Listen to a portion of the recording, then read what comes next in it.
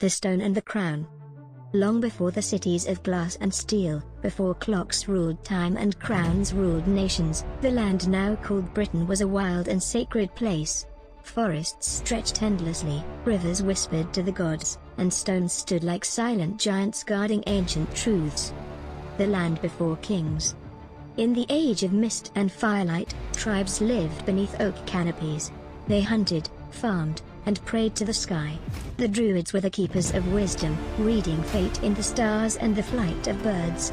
Stone circles like Stonehenge were raised not by slaves, but by belief, each stone a promise to eternity. The Roman arrival. Then came thunder from the sea. In 43 AD, Roman legions marched onto British shores. Their arms shone like the sun, their discipline unmatched. Roads cut through forests, cities rose from mud, and Latin echoed where tribal songs once lived. Britain was no longer isolated, it was claimed. Resistance and fire. Not all bowed. Boadicea, queen of the Iceni, rose in fury after Roman cruelty. She led a rebellion that burned Roman cities to ash.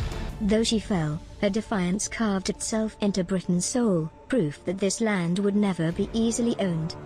The fall of Rome. Rome eventually weakened. Legions withdrew, leaving Britain exposed. The old roads cracked, cities decayed, and darkness crept back in. Power fractured, and survival replaced order. The Saxon Age. From the east came the Anglo-Saxons, bringing new gods, new tongues, and new kingdoms.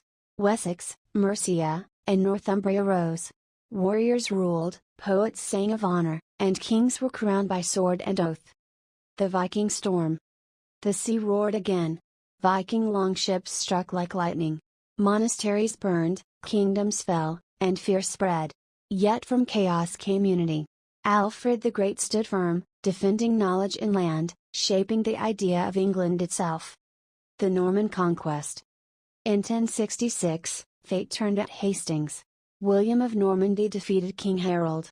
Castles rose, French words entered English speech, and power centralized. England was reborn, harder, stronger, forever changed. The legacy.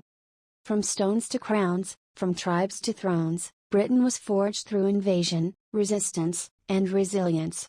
Its ancient history is not just written in books, but in blood, stone, and spirit.